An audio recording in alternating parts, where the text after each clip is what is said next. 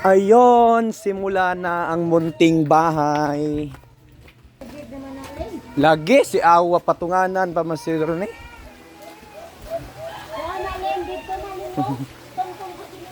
Oo. Yan, simula na ang munting bahay, susukatin na namin para makagawa na ng bahay. Mga kasipag, kawawa kami, wala kami bahay. Yung pamilya ko, wala. So, ayan na. Ayan na. Ayan na. Yan. Ito yung bahay namin dati, sira sa Odette. Simula na. Yan yung bahay namin na sipag.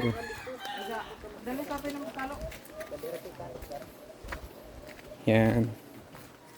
Yan yung bahay namin, no. Yan yung bahay namin. Yan.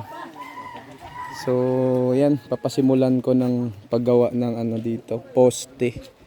Papaforma lang po. So, unti-untiin lang dito sa ilalim muna din. Pagkasunod na biyaya sa taas naman. Maliit lang po na bahay, mga sipag. Ano. May matirhan lang kami. Lalo na yung kapatid ko, tsaka yung family ko, yung anak ko. Yan. Oh, wag na. Dito ka lang. Yan. Ito lang yung size ng lupa. Itong lupa na to hindi sa amin. So, dito lang naman boboto ka lang. So, no vote i-vote. Pero, kung ibebenta naman nila yung lupa per lote, pwede naman nating bibilhin. Kasi ito yung gusto kong matayuan ng bahay dahil mga kasipag, dito po kasi kami tumagal na to.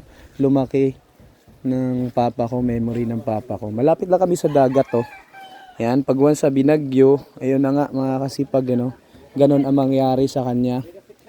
Ay talagang sisirain talaga lahat ng bahay. Yan, pati yung tub namin sira na. Yan, mga bagong gawa lang yan. So yung mga bahay dyan dati, nawala na. Nilimas na.